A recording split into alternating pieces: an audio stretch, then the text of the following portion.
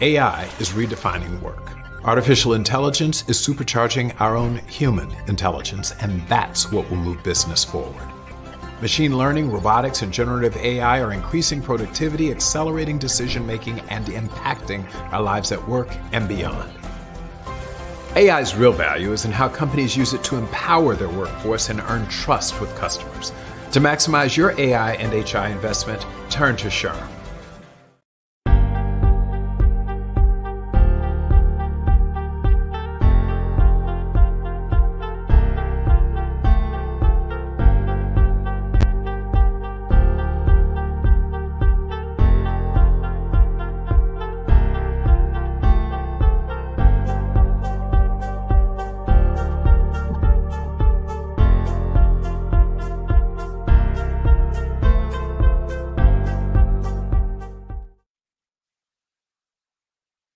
Hello, and welcome to the annual Better Workplaces Challenge Cup presented by SHRMLabs, SHRM's Workplace Innovation Lab and Venture Capital Arm. I'm Steve Brown, Chief People Officer of La Rosa's Inc., and I am the 2024 Better Workplaces Challenge Cup Ambassador, and I will be your host for these virtual events. Thank you for joining us as we kick off the 2024 competition. A special thanks to all of our 2024 chapter and state council partners for their support.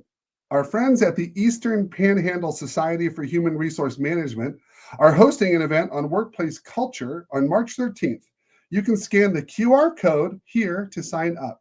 I'm going to take a moment before I jump ahead so you can scan the code.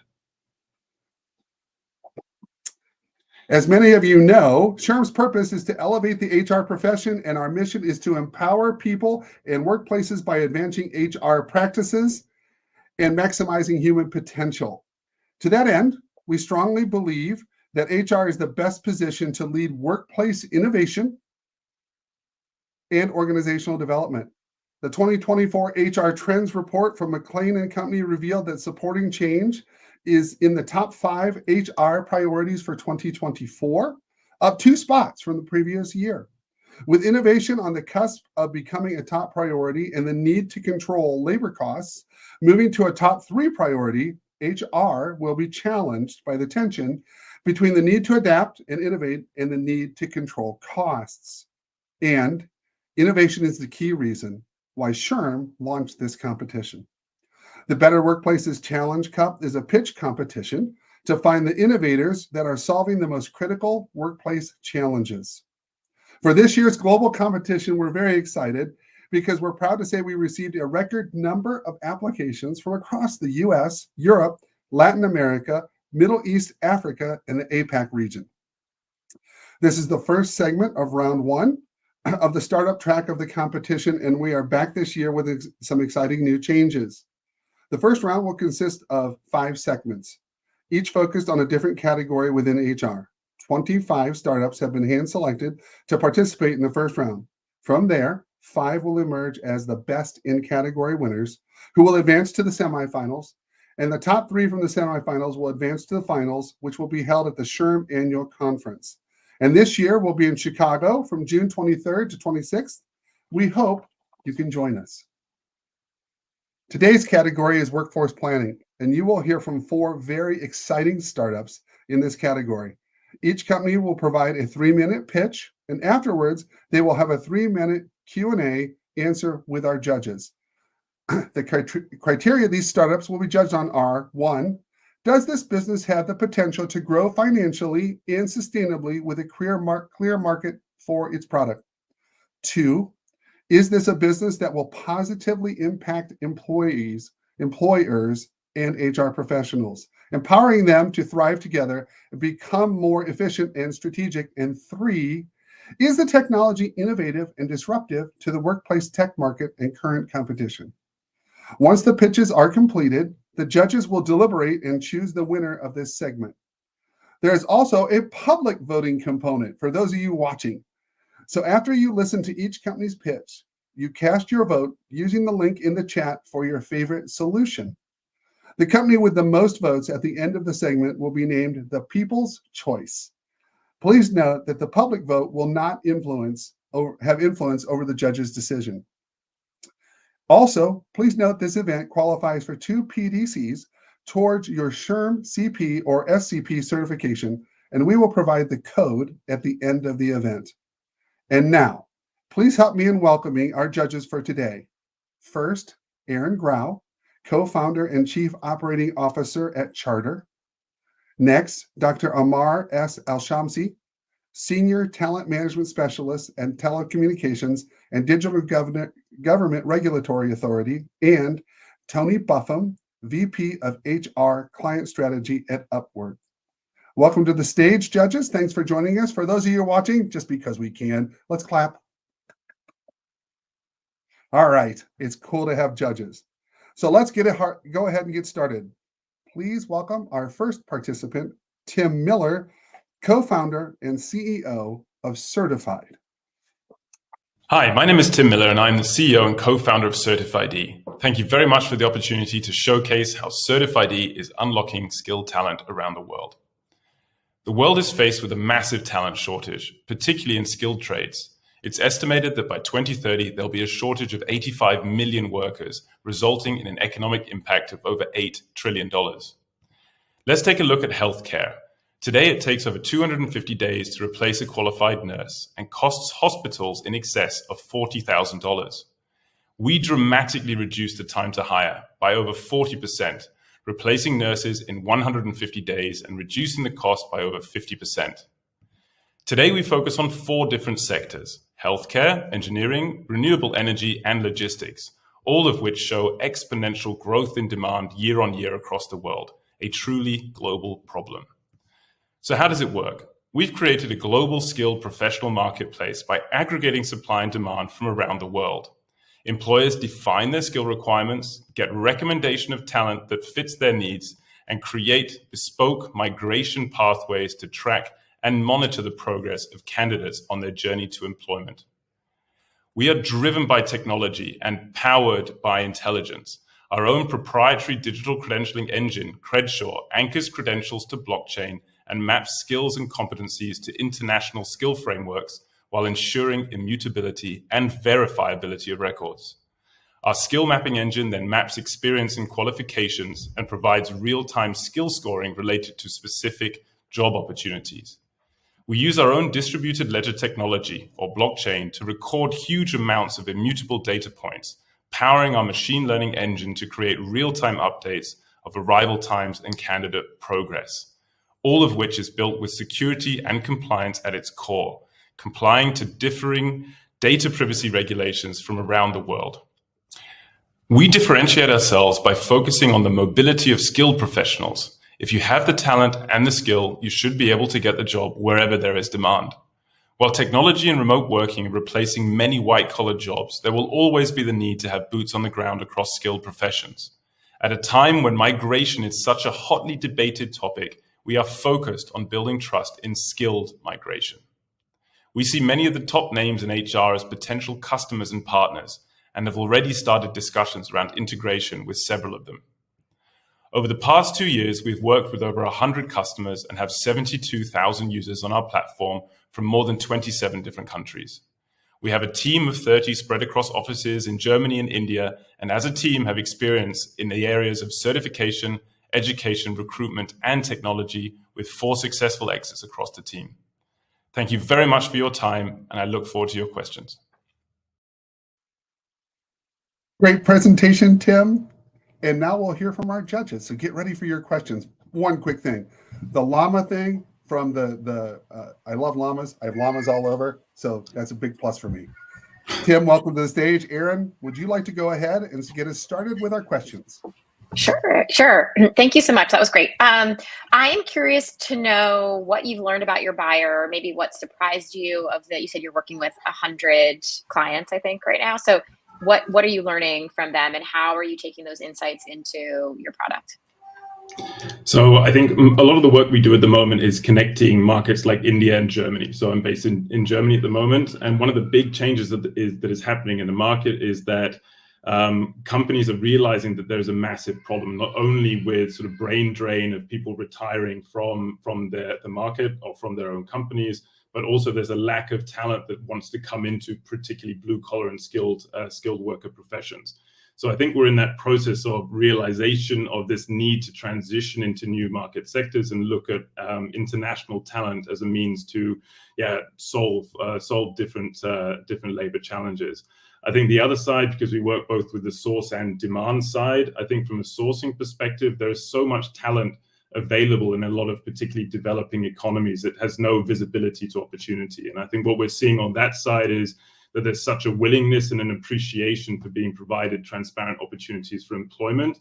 And that's really what drives the whole sort of connectivity between both sides.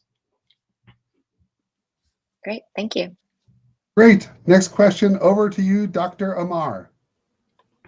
Thank you very much. Thank you, Mr. Tim Miller. I greatly appreciate the concept behind your company, acknowledging the significant contribution of Certified in tackling talent acquisition challenges and its potential financial growth. Given the platform benefits for both employers and employees, how does Certified intend to conduct a comprehensive competitor analysis and maintain its innovative edge in the market? Yeah. So I mean, the interesting thing is it's a relatively new space. Yeah. So when you're bringing platform economics into the world of blue collar and skilled professions, it's quite a new area.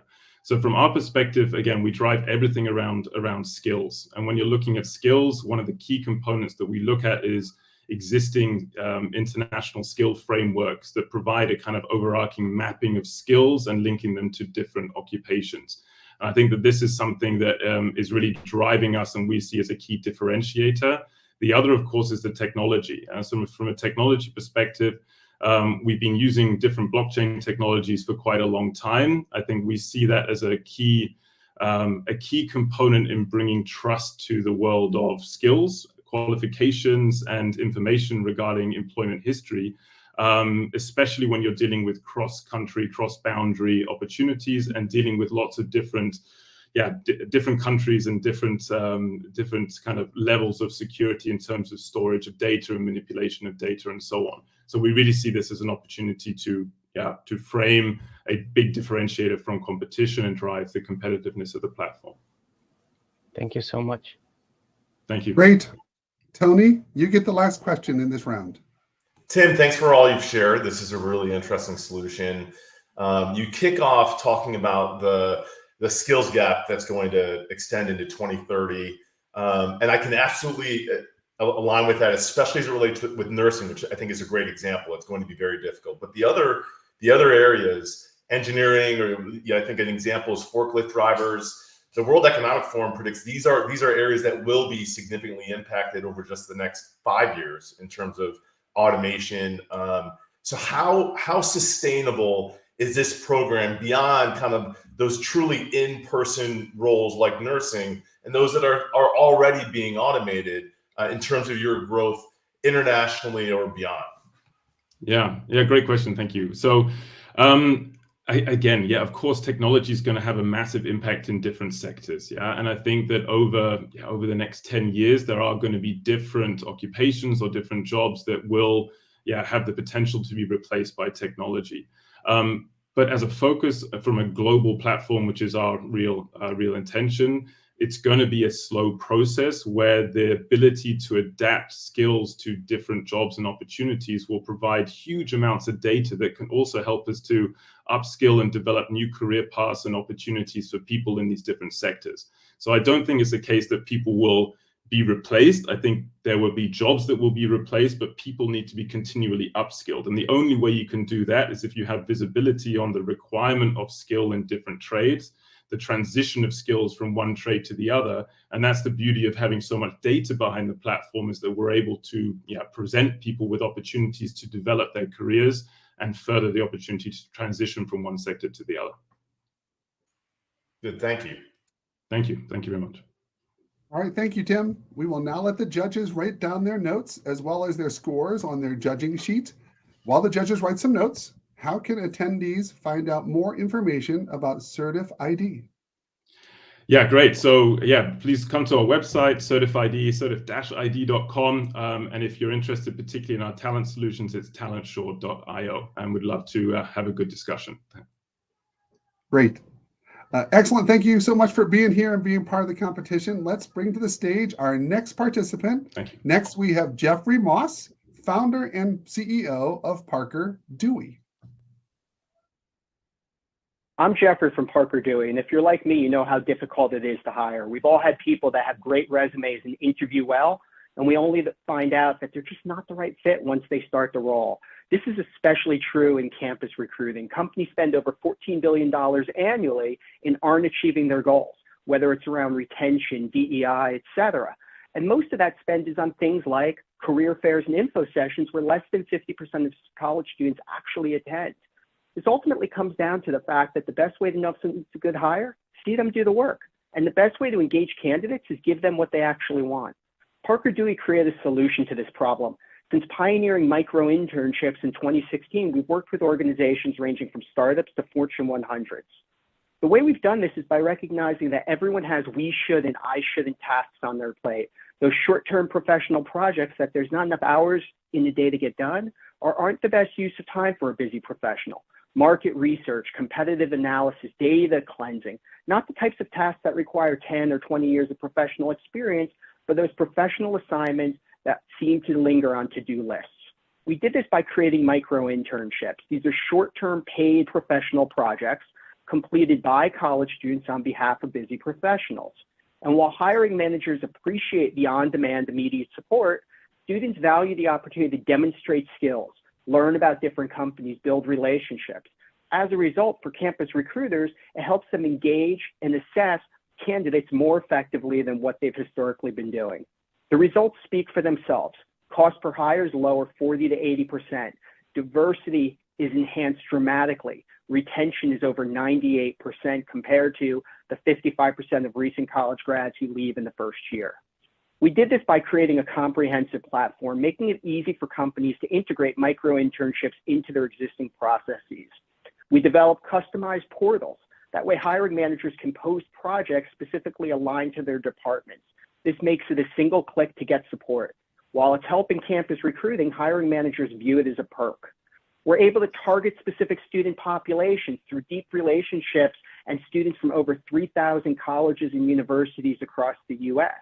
We also provide the raw data on all of the engaged candidates, helping companies include this into their ATS to keep those candidates engaged. We provide insights on skills, not based upon a resume or GPA, but actual feedback on how the students do on their micro internships.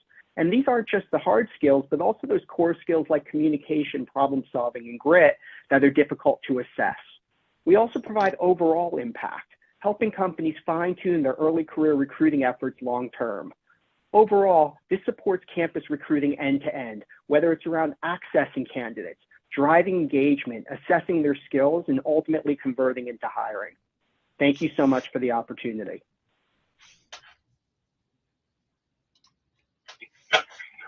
Thanks for the presentation, Jeffrey, and welcome to the stage. I love that you had the micro internship for Dunder Mifflin.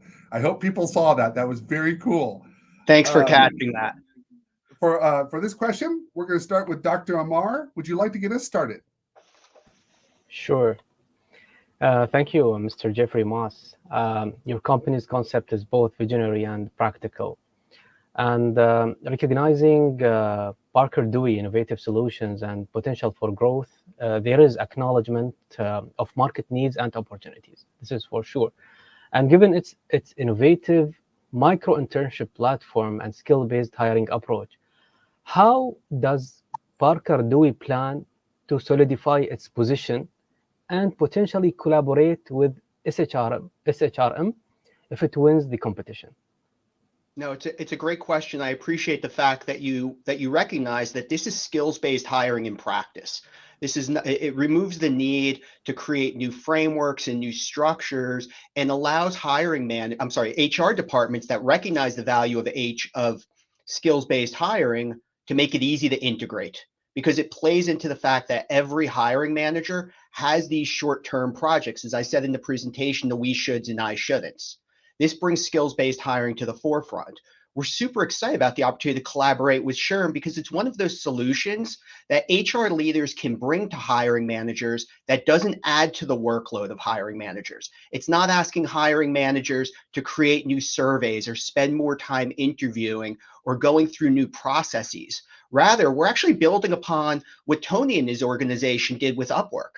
This recognition, again, that everyone has these short-term projects, but we've done it in a way that creates additional value for both sides. So the busy professional, like when they use Upwork or Fiverr or any other freelance marketplace, still gets the benefit of the immediate on-demand support from a highly motivated individual, but the organization also gets this additional benefit of being able to identify, engage, and assess potential candidates.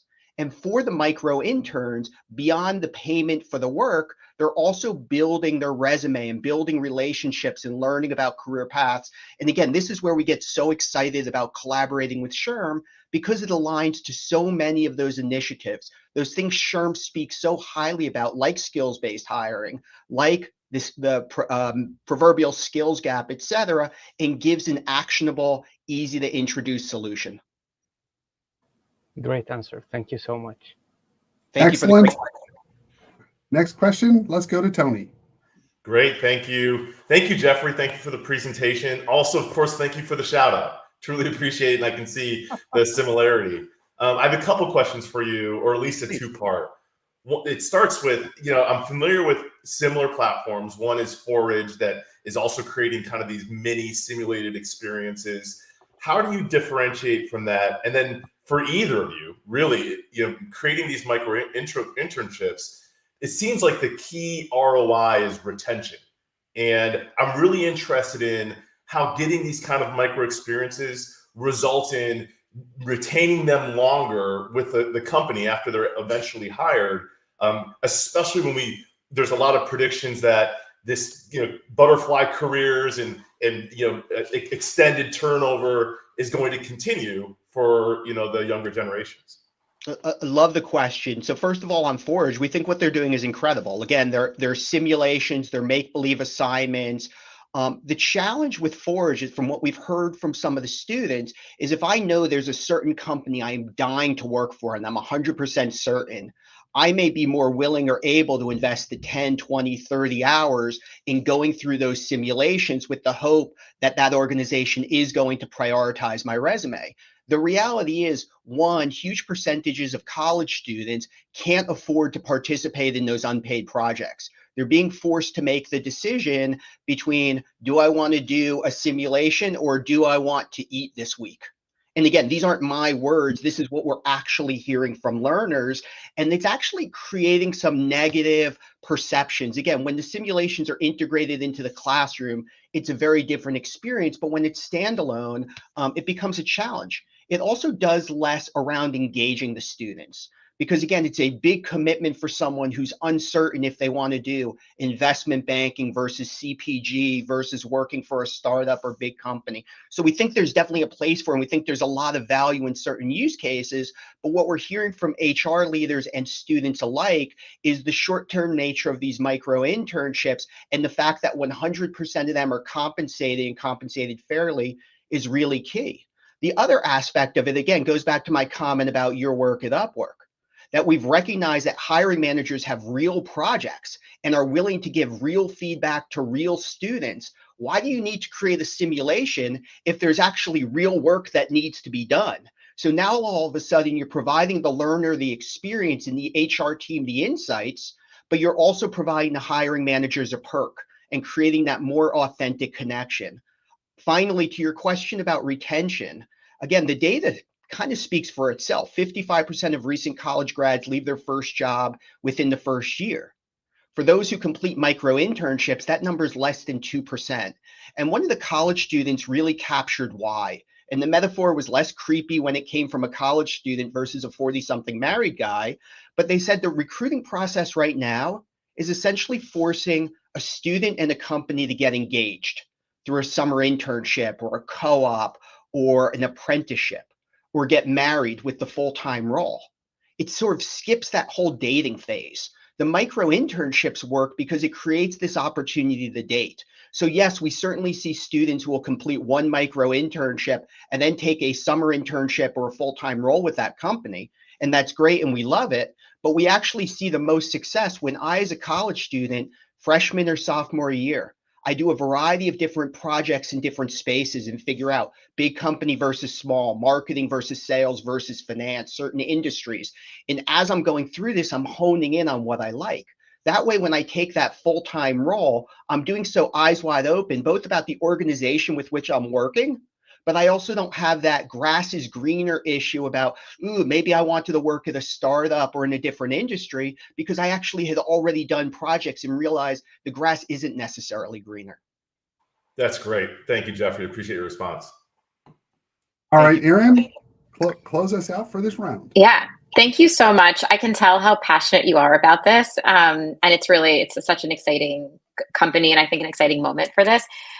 My question was actually Tony's question. So I'll ask you my second question, which is, as an operator, I imagine a lot of people who are joining this call that are in HR might have the same question, which is the success of this program feels like it might hinge on the company's ability to support onboarding and have managers who are trained, and we know managers are stretched, really thin. And so I'm curious how you've thought about what needs to be true at companies to be able to support micro internships. Yeah, the internal term that we use is everything about micro internships needs to be Jeff proof. If Jeff in his prior life wouldn't use it, if he needed to go figure out 1099s or W-2s, if he had to think about scoping a project, if he had temp to perm, he wouldn't use it. So everything that we've done has made it easy for any organization to use. So for instance, over the past 7 years, we've identified what the most common projects are for marketing departments. And we create internal portals like the Dunder Mifflin one that was mentioned before. So I, as a marketing professional, can pretty quickly see, oh, content creation, click a button, really easy. I can put it on my corporate card, no 1099, no W-2. And if I love working with that candidate, I can hire without a temp to perm. Again, we've removed all the points of friction. HR leaders all have these projects as well. That's been one of the most compelling things we found when we're in these business development calls, that we'll talk with HR leaders and they're saying, yeah, I'd love to review my job descriptions and see how they compare to other companies. It's a perfect example of a project where you don't need 20 years of professional experience. It's one of those things that constantly winds up on the back burner. Perfect micro internship. We made it a single click. Or we want to go see how other companies in our space are handling their early career recruiting, or we have an open job spec, we'd love to find candidates or create a new DEI manual and pull best practices. All of these are examples of projects that a smart college student can get done, where it helps that hiring manager, whether they're in HR or a different department, but also provides insights into those core skills. Not just, again, the hard skills, but the communication, the problem solving, the coachability, the grit. Did that answer your question? Yeah, I mean, I guess a quick follow-up is just the infrastructure or the platforms or tools that you use that you have to onboard someone onto. Is that a point of friction, or are you, or no, not at all? We've been doing this long enough that we have it simple. We have companies onboarded, not in months, not in weeks, not in days, but in an hour. We literally can turn on a company sort of with a customized portal with targeted sort of profiles in under an hour. All we need to do is understand what the company's goals are. So we'll deal with a big manufacturing company that says, we have an employee, or I'm sorry, a recruiting brand issue, that not enough people have heard of us or they have preconceived notions. And we're really focused on getting to know first and second year students as part of early access, and in particular, those with ties to a certain geographic region. Great. We can turn that on literally in under an hour. So helpful. Thank you so much. Thank you, Jeffrey. We'll now let the judges write down their notes as well as their scores on the judging sheet. While the judges write their notes, how can attendees find out more information about Parker Dewey? Yeah, if you visit parkerdewey.com, you can see how easy it is. We have a series of project examples that you can literally, with a single click, get your project posted, have a highly motivated college student help offload that project and get insights into those skills in an authentic way. I'd also welcome the opportunity to talk with anyone here. I'll put my email in the chat. If people have questions, again, and feedback, I'd certainly welcome that opportunity. Thank you so much. Excellent. Thanks so much for being here. And let's bring up our third participant. Next, we have Chiza Egbelu, co-founder and CEO of Pedal. Recruiting young talent is costly and ineffective. They aren't on LinkedIn like they used to be. They aren't just casually scrolling through job boards, and competing for their attention online is hard. I mean, what 25-year-old do you know that uses any website that is mostly text and no video? But for some reason, mostly text and no video is how the recruiting industry still markets most of its jobs, which places career opportunities far and away from the everyday lifestyle of job seekers. Until Pedal, we infuse corporate America with culture. Companies send us job descriptions, and we pair those job descriptions with different content creators and social media influencers based on the audiences we're trying to target. Those content creators then make videos about that job role. And instead of candidates finding these roles on Indeed or LinkedIn or Handshake, they're actually finding these jobs on the platforms they use most: TikTok, YouTube, Instagram. They are then able to click the link in the content creator's profile, and that takes them to Pedal, where they can apply to that job directly. This process is faster, more cost efficient, and can target candidates better than any other platform on the market. In 2024, this is what recruiting looks like. We've worked with 15 companies, including Ticketmaster, Audible, and Harris Blitzer, owners of the New Jersey Devils and the Philadelphia 76ers. And our founding team was recently added to the Forbes 30 Under 30 list for our innovations in recruiting. And that founding team consists of Vivek Pundit, the first member of Gen Z to write a book on Gen Z. That book took him to Brown University. And from Brown, he went and started a company with Dan Gilbert, the owner of the Cleveland Cavaliers. And then we have Kayla McCall. She sold her first company before she graduated from high school. And from there, went and became a specialist in digital marketing and affiliate marketing. And then we have Syed Ali, a technologist and video game developer by trade. He turned down a job at Google so that he'd come work at Pedal and modernize recruiting and increase access to opportunities. And then there's me, Chisei Belo. I was a marketing lead at Google. Before that, I worked within influencer marketing at iHeartRadio. And then before that, I worked within production at NBC. I got my start in recruiting by helping our HR departments find hard to reach candidates. And that really spiraled into a passion that has fostered itself into what has become next generation recruitment marketing. But for us, we don't really see this as next generation recruitment marketing. We see it as something for the right now. And we see it as the most pivotal way to reach the right candidate at the right time every time. So thanks for listening to this. Thanks for taking the time to watch, and hope to talk to you soon. Bye.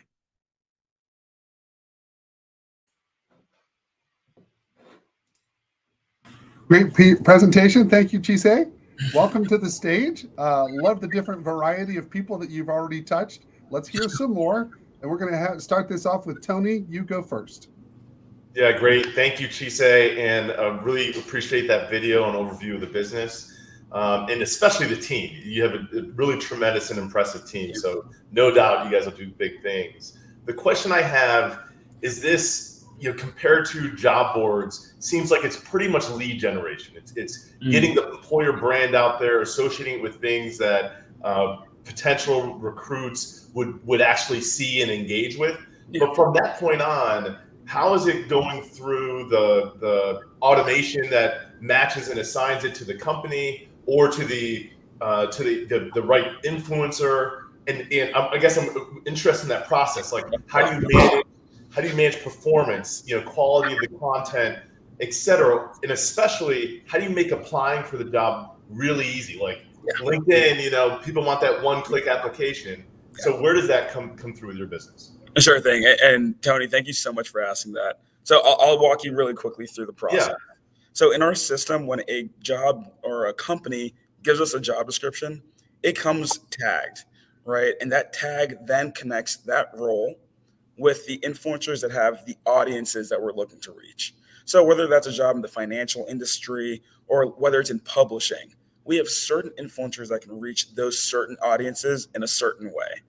And so when we have those tags, we then are getting all of those candidates. So the influencer then has 48 hours to create their content.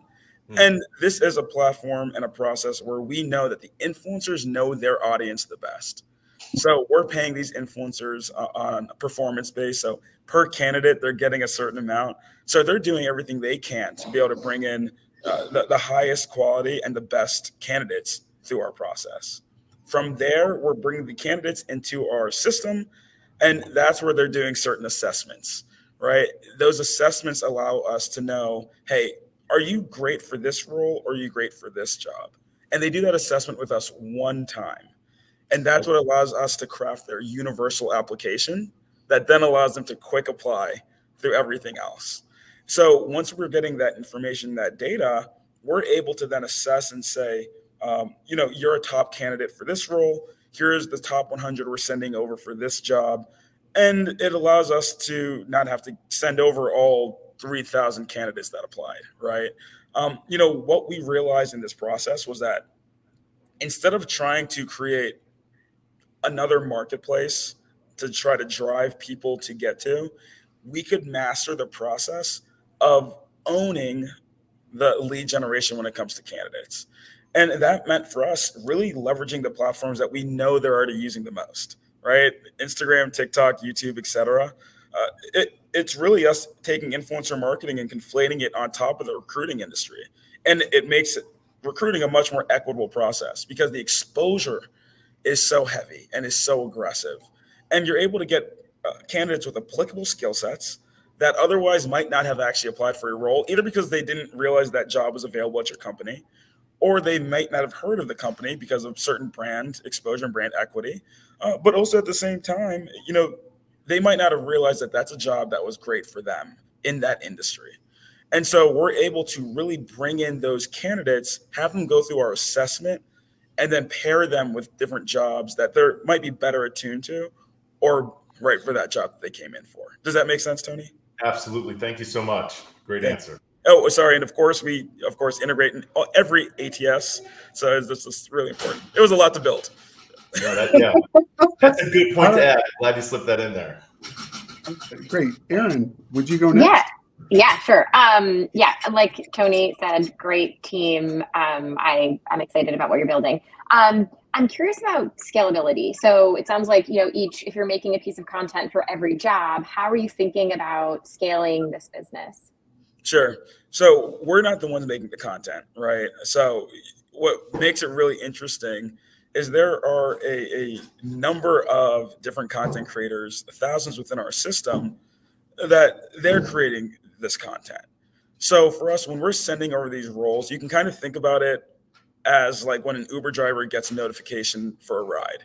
These content creators are getting notifications for different roles and different jobs, and they're able to create that content right away. So to be an influencer in our system, you have a 48-hour process. You can kind of think about it as like an influencer credit score. The more successful they are, the better payments they get per candidate deliverables, and the higher that they are even chosen for certain roles, things like that. And then, of course, the less performance that they are able to succeed on, they get referred to less for different jobs. So that's part of our scalability process and managing the influencers outreach and that relationship. But when it comes to the scalability, our candidates come in, our platform does the rest. They go through that assessment and then they go into the ATSs. But for us, the most important piece is our technology. That tagging system that goes about whenever a job is put on the platform matches the influencer. That tagging system, the influencers then create the content and the candidates come in based on that tag. I think something else that's really important to say is every single job on the platform at this time, it doesn't have to have an influencer attached to it. Because what happens is, as you can probably imagine, not everyone's going to get the role they apply to. Shocker, right? I know. But what happens is we have maybe 300 or 400 other highly qualified candidates for certain roles. And because we have those assessments, we're now able to essentially recycle them into other jobs and careers that they might be better fitted for. So they're now able to just simply apply for that role on our platform, kind of in the same way that other traditional marketplaces might work. That the thing that we've cracked that we do so much better is our time to fill is a fraction of the traditional. In other companies and other marketplaces, it might be 45 to 60 days to fill a role. With this process, we've been able to shrink that down to 5 to 7 days. And it's because of how easy it is for us to be able to infiltrate these different platforms that people are spending, 50, 60% of their time every single day. And we're also able to leverage audiences of maybe career coaches, right? People that give out tips, people that already use their social media to speak to an audience that have already built that trust. And as we know, referrals often are how things operate best. So when it comes to scalability, we've actually scaled that process of referrals, of me telling my friend about this role. We've scaled word of mouth, me being able to tell a classroom at Penn State that this job is available and you should be able to apply to it. We're able to do that on a much larger level by leveraging the power of social media for any job that is taking place. And then, of course, being able to take those other candidates and make sure they get the jobs that are best for them too. Amazing. Thank you. Next question for this section, Dr. Amar. Thank you. Thank you, Chiza, for answering the judge's question. I have quite similar questions, but I just want to understand the concept behind Pidwells. I like what your company is about. Pidwell recruitment strategy, target Generation Z's through social media. My question is, how does Pidwell stand out in addressing the unique challenges of effectively engaging and reaching Generation Z? And how does Pidwell plan to ensure that the selection of the most suitable content creator for its recruitment strategy? Sure. So the first part is, how do we ensure that we can understand Gen Z? And then the second part is, could you repeat the second part? How do you ensure the selection of the most suitable content creators? Wonderful. So I'll answer that first part. When we built this, we made sure to say that we want to build a talent platform that moves at the speed of culture. Now, that's not always going to be the culture in America. That's not always going to be the culture in New York City, because all these cultures operate differently, whether you're dealing with Delaware or Chicago. And so the way that we said we're going to be able to tap into Gen Z consistently and at all times is by dealing with the individuals in their lives that create their culture. So when we're tapping in with these influencers, with these social media creators, content creators, that is our ability to make sure that even if Gen Z shifts, these content creators are constantly incentivized, whether it's them working with us or them in their personal lives, to shift in a manner that they're trying to get as many views and likes and comments as possible. So as we are delivering these roles to these different creators, we've realized that it's created a free market on their side of trying to keep up as much as possible. They're competing with each other as much as they're competing with everything else that's on the timeline. So that's how we have built in the process of keeping up with Gen Z and the next generation after that, and the next generation after that. That it's not that we're really relying on TikTok or Instagram or whatever it is. We're making sure we're tapped into whatever's coming next. Because whether Pinterest is the next thing that is the best, these influencers ensure that they will go wherever and do whatever it takes to get that attention, to be able to engage with that attention, to get as many candidates as possible. And so then the next piece comes, how do we deal with the quality control of influencers? Well, on our side, we have a platform, one that we've created, and APIs that we use, and we're able to search through our library of influencers, and they're all tagged, right? Tagged based on the audiences they reach. We're able to essentially assess that based off public APIs, assess it based off of the influencers' profiles and their past.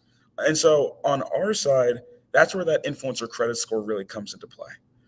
Ensuring that, hey, the first roles that they're going to get are going to be roles that are low risk, right? Let's say sales roles, for example, less niche, but more generalist, more what we call will over skill types of roles.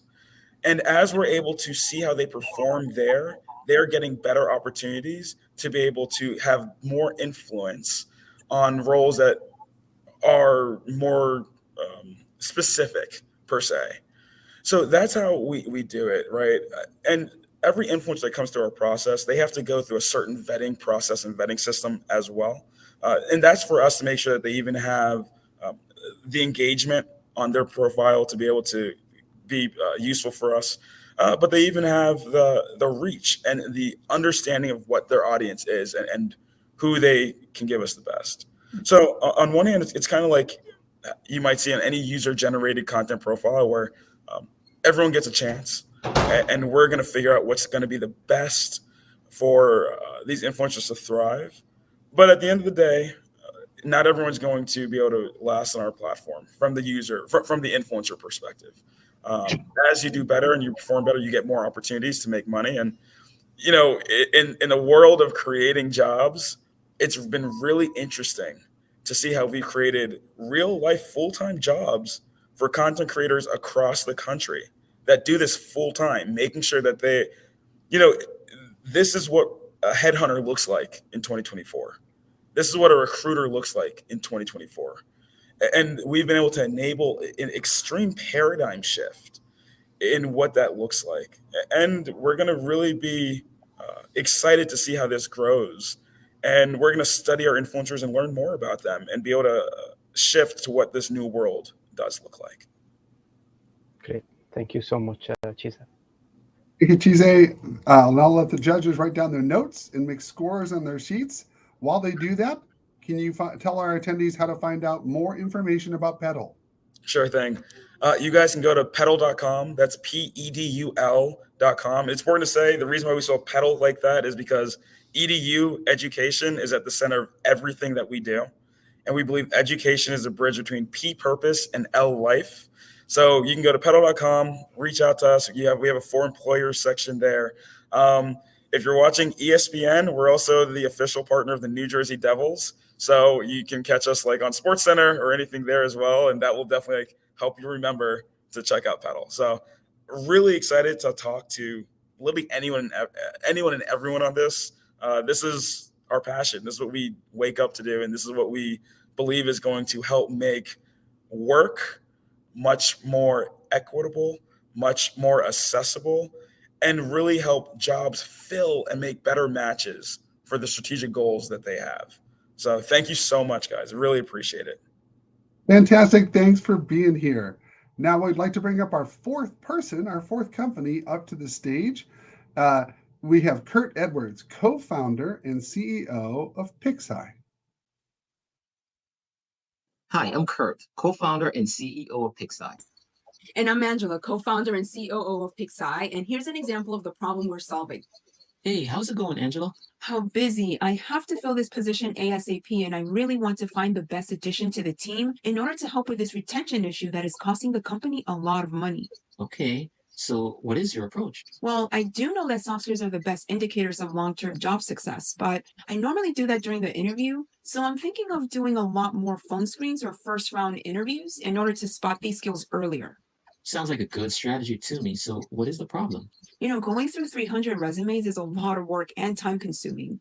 And this is just one of my jobs. There has to be a better way. Well, there actually is a better way. It's called Pixi. Pixi is an AI SaaS product that helps organizations assess and predict job candidates' future outcomes before they're hired. We do so by first pre-qualifying that the candidate has the skills to do the job, then identifying the soft skills that are most relevant for success while on the job. We're talking about skills that don't show up on a resume, like creative problem solving, adaptability, communication, and grit. Most organizations hire for hard skills, then fire for a lack of soft skills. So it's about time we pay closer attention to these skills. Pixi assesses in a unique way that is scalable, data-driven, fair to all candidates, and effective. And here's how it works. When a recruiter adds a job to the platform, we automatically identify the most relevant 5 to 7 soft skills and create a customizable assessment based on this data. Invitations are then sent out to all the job candidates to take this assessment asynchronously. And while other competitors are using multiple choice and citing scales to measure self-reported soft skills, PixEye's proprietary technology places candidates in work-life scenarios, then asks them open-ended questions that elicits a more natural response. The AI then grades the candidates' responses based on their soft skills competencies. In the end, recruiters get a dashboard with deep insights, reporting, and analytics on each candidate's skills, as well as videos. This data speeds up their evaluation process, augments hiring decisions for the better, and it's valuable for future sourcing needs. We've helped our clients increase retention by upwards of 27% with high-performing, diverse teams at a fraction of the cost of a traditional hiring model. Our clients include startups, enterprises, towns, cities, and other municipalities. I'm a two-time Y Combinator founder, having 2 successful venture-backed startups under my belt. Prior to these startups, I owned and operated a software consulting firm where I've designed and built systems for Harvard, MIT, the World Bank, and several financial and pharmaceutical organizations. And I'm a data analyst by trade with over 12 years of experience. Besides supporting our AI models, I work alongside of our IO psychologists to develop and maintain the needs of PixEye. And in summary, PixEye is here to really measure and unlock human potential in organizations by harnessing the power of soft skills. Thank you so much for your time today and for the opportunity. Great presentation. Angela is not going to be on the stage, but Kurt is. So let's get our questions started with Aaron for this round. Yeah, I'd love to. This was great. Thank you so much. I have a lot of questions about you two as founders, because I noticed you have the same last name, so I didn't know if you were how related you are, but that's not my question. My question is about the go-to-market strategy. So AI is really big right now. I love the efficiency that you talked about and some of the success metrics that a lot of HR leaders are also trying to pursue, like creating more diverse teams, finding efficiency in the hiring process. I'm curious what your go-to-market strategy is. Which companies do you think you're for first? Like, who are you going after in this next phase? Thanks, Aaron. Thanks for the opportunity, everyone, to be here. So go-to-market strategy for us is it's actually pretty simple. We spend a lot of time chasing after, I would say, small, medium companies. And what we've noticed naturally that occurred for us was that we had some amazing organizations chasing us. So we looked in the government space. We found that the government space currently has a huge need for what it is that we're building. They have archaic systems, as we know. There's a large population of employees within government organizations that are retiring. So there's a knowledge drain that's going on within these organizations. And what PixEye essentially does is we help these organizations to reduce the time to hire by, at times, more than 60% in the government space. So time to hire is in terms of market strategy, we target government agencies by highlighting some of these challenges that they're having. Knowledge drain, how do they hire for retention in the long run?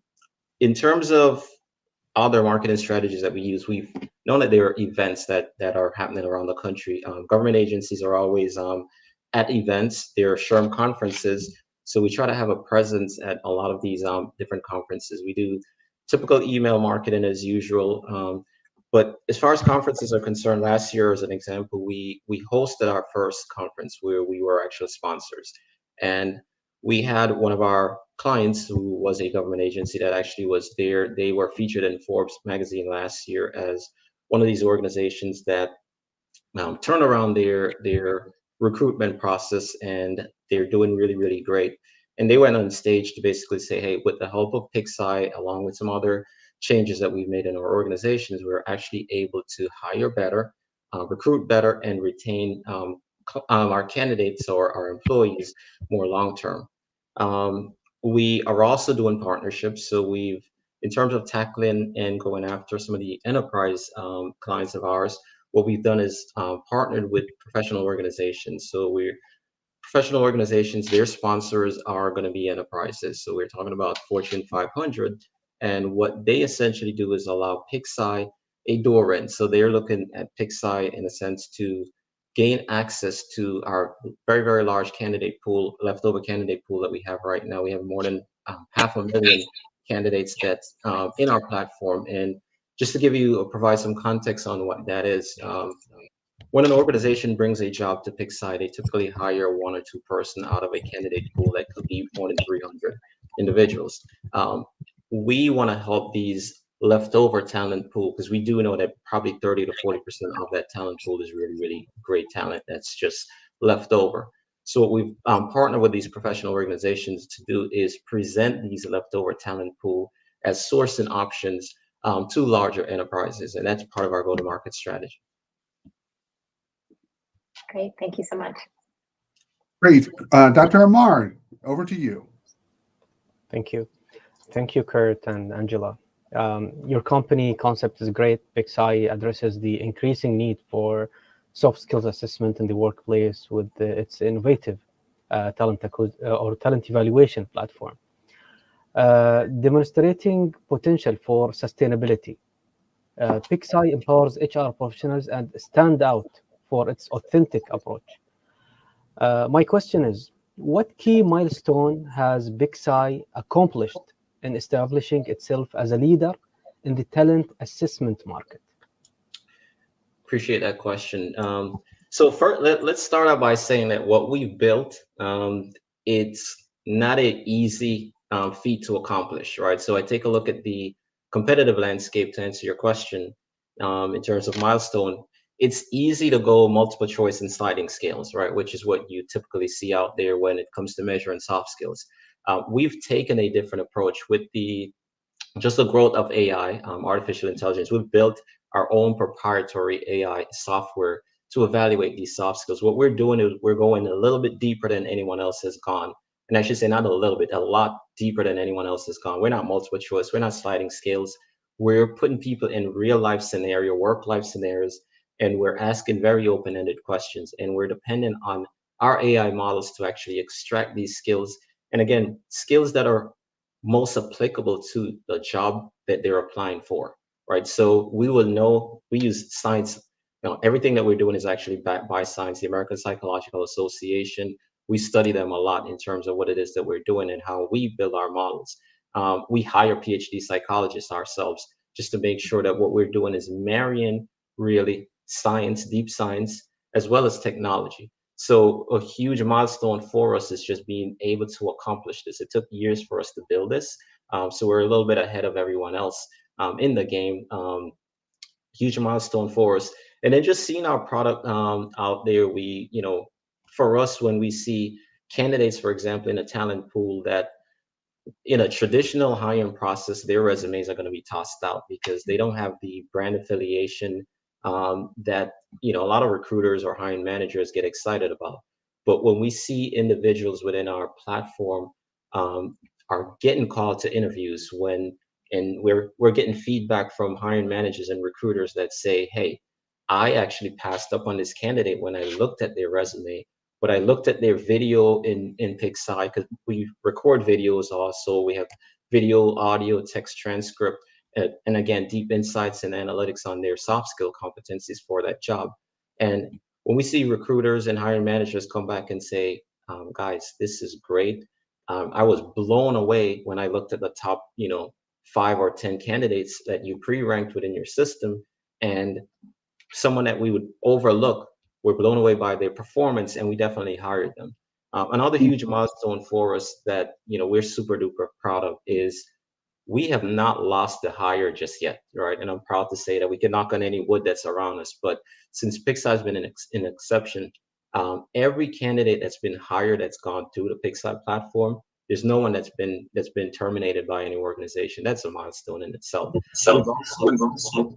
We've also learned that 25% of these hires are actually promoted faster than their peers. Great. Thank you so much, Kurt. Great. All right, Tony, you get to close us out with the last question for this round. Great. Thanks, Kurt. Great, especially great finish at the end. Really good stats that I think will resonate with anybody evaluating this business.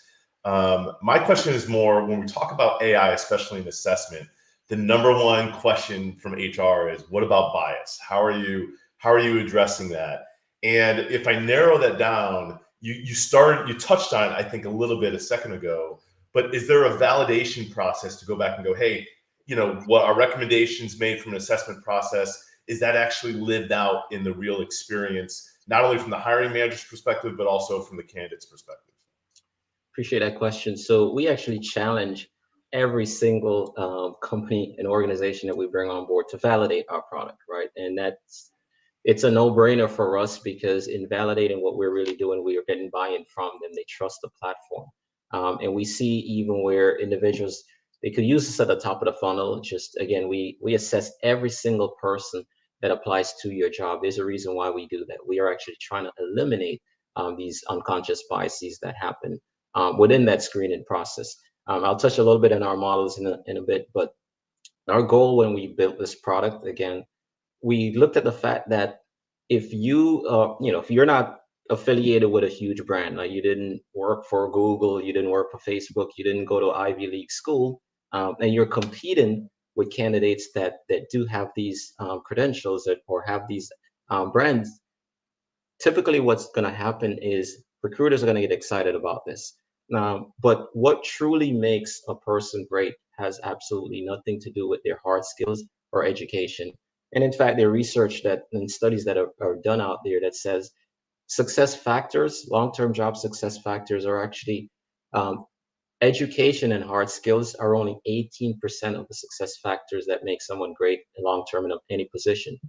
Soft skills, on the other hand, accounts for 59% of success factors. So for us, what we're really trying to do is turn things around a little bit to say, why save soft skill assessment to an interview when you already eliminated probably potentially the best candidates within the job pool? Let's assess for all these upfront. Let's give everyone a fair and equitable way to assess, so everyone is being assessed across the same criteria, same questions. We're going to present everyone on a dashboard. This data is really just there to help augment the process and give a more fair, approach from a hiring manager and a recruiter's perspective, using this data to make decisions. In terms of our AI itself and how we built it and how we try to eliminate biases with that, our research goes back, it spans almost 100 years. So these PhD psychologists that I mentioned to you that we hire, we do really, really deep research. So we're gathering data from large pools of universities. So when we build a new assessment on our platform, for example, we farm this out anywhere between 30,000 to 100,000 individuals, and we're looking for responses.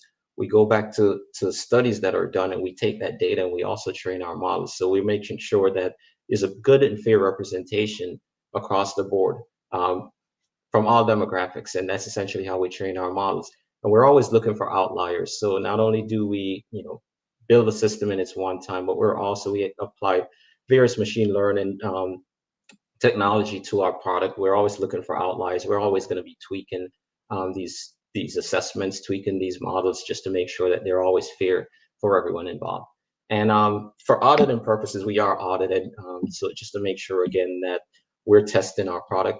And the last thing I'll mention is that, again, we encourage our clients to, when we onboard them, we encourage them to spend the first few jobs, keep your traditional model in place, recruiting model in place, plug PixSci in, and then compare data, right? So what we'll find out is actually it's worked in both ways, where we've seen where their top 5 or top 10 is included within PixSci, and then we've also seen where folks that they've overlooked is in PixSci, and these individuals get an opportunity. And we've also even seen where there are individuals that they probably thought were great on a resume, and they saw the PixSci presentation and they weren't that great, and they actually did bring these individuals in for interview and go, not so great, but PixSci had actually proven this for us up front. That's great. Great answers. Thank you very much. Appreciate it. Thank you all for your time. Kurt, while the judges write down their notes and make their scores, let us know how we can find out more information about PixSci. Most definitely. So there is www.pixsci.com, and it's pyxai.com. Angela should also be in the crowd somewhere there to answer any questions that you all have. We're happy to drop our URL there and email addresses, and happy to reach out and further this conversation with anyone. Great. And while we're at it too, I just want to point out that, when we're talking about reaching out, we've created a system where it's beneficial to both parties. So not only are organizations having the opportunity to hire individuals that are better fit for them long term. We talked about that retention issue at the onset of our presentation. It's $1 trillion problem that I feel like there's not enough attention being paid to it. And the fact that these lack of soft skills are a huge contributor to retention issues within organizations. If we just learn to hire better upfront, then I think long term this is great for us. And then we're also on the other end providing just a more fair and equitable way for all candidates to get a better shot at job opportunities. Great, I appreciate it. That's the end of our presentations. Let's give us a round of applause for our 4 companies. I know no one can see it, but it's kind of fun. So this is what we're going to do. I know we're a little over time. I want you to be patient with me and show some grace, because grace is needed in HR and in companies. The judges are going to come off screen for a second. We're going to deliberate and have them make their choice as to who is the winner of this segment. At the same time, please visit the voting page now to make sure your vote gets cast for your favorite solution. The voting period will close in just a few minutes. While we're doing this, we're going to put up a presentation real quick for Jeremy Reese, Global Head, or from Jeremy Reese, Global Head of Learning and Strategy and Content at H&M Group, about workforce planning. And we'll be right back. It's just a preview to give you a taste of it. We'll give you the link later so you can see the full presentation. So here we go.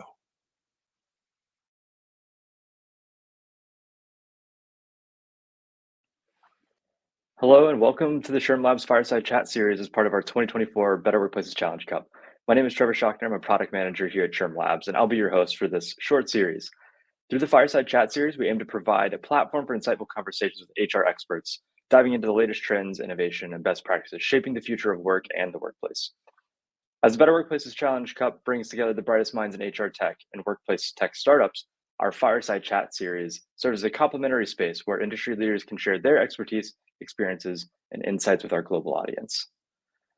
Today, we're honored to have guest Jeremy Reese, Global Head of Learning, Strategy, and Content at H&M Group, as our first guest. Our discussion will focus on the critical topic of workforce planning, aligning with the theme of today's segment. Jeremy, welcome to the stage, and thanks so much for joining us. Hey, Trevor. Thank you. My pleasure. My absolute pleasure. Awesome. Yeah, well, before we begin, I'd love if you could tell the audience a little bit about yourself, your role, and the company you work for. Yes, absolutely. So I'm at H&M Group. Some of you, I hope most of you, are familiar with the company H&M. It's huge, second largest fashion retailer in the world.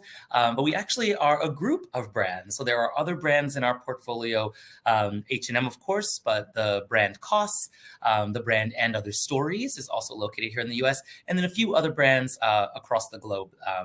That you may or may not have heard of. My role currently is that I lead all learning strategy, really, and content for our H&M Group. So what we focus on at my team is the many ways about how our employees learn and how our colleagues learn and are best equipped with skills to drive the workplace forward and to drive their careers forward. In the past, I've led talent teams, succession teams, and workforce planning teams. So excited to be here today, Trevor. Awesome. Yeah. Well, thanks again, Jeremy, for joining us, and excited to get into this topic. So, could you share with us some of the key strategies and best practices you've come across for workforce planning? Especially those that have proven effective for the adapting and rapidly changing environment that we're seeing all around the world right now. Yes, absolutely. And I think there are always many best practices. Some people have a 5-step model. Some people have a 7-step, an 8-step. I believe, and the SHRM textbook model of this process is 6 steps. So if you're a 6-step person, let's do 6. If I were to simplify that, and this is sort of where I came from before learning about the SHRM textbook model, is that it boils down to really 3 things. Your current state. So what's your current state, where you are now, what you're able to do, your desired state, where you want to go, who you want to be, what it looks like for your organization in the future. And then the third pillar of this is how to get from your current to your desired. If I could boil it down into just some focus areas, I think it really helps to streamline the discussion and streamline the conversation, especially if stakeholders in your organization are either unfamiliar with workforce planning or you as an organization are even looking at it at the first time. So using this sort of 3-step model, current state, desired state, and really what it takes for us to get from A to B or 1 to 2 is especially beneficial and critical when conditions change, because your current state is what will be changing. So if you model it after this sort of 3-step model, you continuously are able to evolve with the times because your current state's going to be affected. Even if your desired state sort of remains the same, you're going to have to adjust sort of what I said was in that bucket 3. You're going to have to adjust that to your strategies, to your goals, and that's going to, of course, change your perspective and your outcomes. Absolutely. And speaking of changing your perception of workforce planning, I guess I'm curious to know, how do you see the role of workforce planning evolving, especially with factors like remote work, with some of the gig economy trends, and then all the changing skill requirements for today's workforce? Great question, Trevor. And I honestly, truly believe that one of the biggest evolutions that organizations will be taking, if they have not already taken them, some have already begun to take these, but organizations really need to think about performance management and assessing employees in a remote or even hybrid environment, with different roles coming in on different days. Let's say you're at an organization where the leadership team is in every day, but folks who report to the leaders only need to be there 3 days a week. And then the people that report to those leaders, are there 2 days a week. So now so many of the discussions that we were used to having, whether if it's in workforce planning, whether it's in performance management, whether if it's in just talking about skill development, so many of those conversations were either ad hoc conversations, they happened after a meeting, they happened when someone saw someone. So it's really about organizations getting granular about what it is their expectations are and making sure that this is equitable across the board. So if you have an option to come in multiple days a week, that this is not something that affects your ability to grow, your desire to grow, and sort of your perception in the eyes of your leadership teams. So I think that's something that no matter where your organization is in this process, really to take a hard and honest look at in the mirror, saying, if someone who's not required to come every day of the week comes every day of the week, does that person have a default advantage for career growth and skill development? And if the answer is yes, then there's some other questions that you have to answer. And by the way, all this goes into your current state, desired state, and how you want to get there. So I think that that's probably key, and minimizing subjectivity in these cases is what we're really looking for. So when you at the baseline, we want to create a workforce planning process that is as objective as possible, where subjective criteria can come into play, but they're not the primary driver.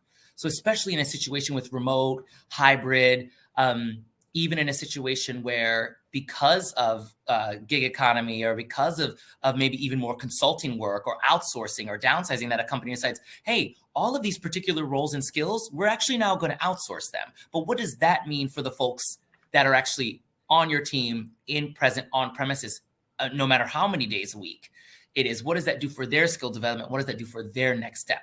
So I think it's creating accountability in subjectivity in the process.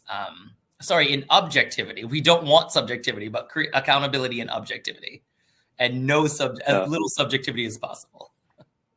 That's such a great point, Jeremy. Such a great point. And you briefly, you mentioned equity briefly. I'd love to kind of double click on that and go a little bit deeper, yes. But obviously diversity, equity, inclusion are really being emphasized in today's workplaces. Yes. And I'm curious how you see workforce planning playing a role in helping foster diversity and ensuring every workplace is an inclusive environment. Such as yours, your experience at H&M Group. I'm curious what advice you would give to other people out there about making sure that equity is kind of at the forefront of your workforce planning. Yes. And as it should be, it's one of these through lines, I think, that in all HR areas of practice that should be a through line here at H&M. We call it a red thread because, you got to keep the branding. But to try to do any of this without a lens of DEI is doing a disservice to the workforce, a disservice to the brand, and a disservice to inclusion in general. And to me, what is just as important as the process itself is having diverse perspectives in the process. So if we want to ensure DEI is part of the landscape of the org, you may have a standalone function, you may have all of these initiatives, you really want it to be a part of your culture, a part of your environment, a part of your workplace. But if there are no diverse leaders in the room, how diverse could your perspectives even be? You want to create all of this change, but you're not making change really at a base level. And diversity and inclusion can mean a lot of things. It's background. Of course, we've got racial, ethnic background. We have gender diversity. But we also think about you may be in a company where everybody went to the same college. You may have different skin tones, you may be different genders, you may have different ethnic backgrounds, but that's not a very diverse executive team. If you were all in the same cohort at business school, or you were all in the same track in undergrad and you know each other from that. So no matter where your org is, if it's a startup, look at your startup. Where are you? Who's in the room with you? Are those perspectives diverse? And then when we get into the thoughts about how we want our organization to look, who are the people that we know can take our organization to the next level? All of you will have different opinions on that. So now the conversation that you're building is that. Sorry to cut that off, but we want to be cognizant of our time with you and appreciate you spending time with us. So what I'd like to do is tell you the People's Choice winner based on the votes of the attendees who came today, as well as the segment winner. So the People's Choice who received the most votes for our competition today was Parker Dewey. So congratulations to Parker Dewey for being the People's Choice on the micro internships program.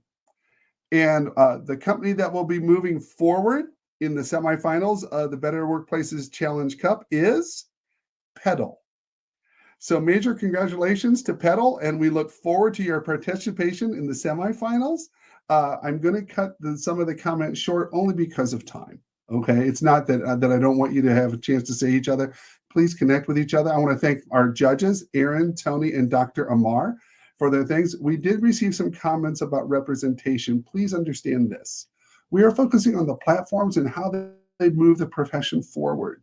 The presenters were the presenters, and the founders are the founders. We want to look holistically. We're not trying to look at misrepresentation or anything like this. But please understand that SHRM is taking a look at this, but we're looking at the platforms and how to move HR forward. So thank you for that. Hold on. I get your name wrong.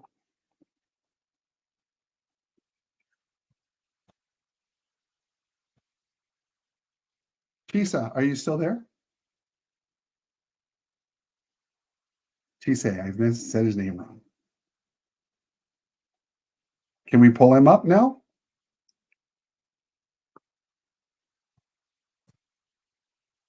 All right, awkward pause, live show. All right, here's what we're going to do. We appreciate everybody being here. We'll be back in 2 weeks with segment 2 of round 1 on Tuesday, March 19th. As already mentioned, the top company from each round will move into the semifinals, and the top 3 from the semifinals will move into the finals at the SHRM Annual Conference and Exposition in June in Chicago. Please visit our website, which we are posting in the chat here, and stay informed. Register to attend our future events. Thank you again to everybody who participated, the 4 companies, the judges, and you as attendees. We hope you can join us. Have a great day. See you, everybody.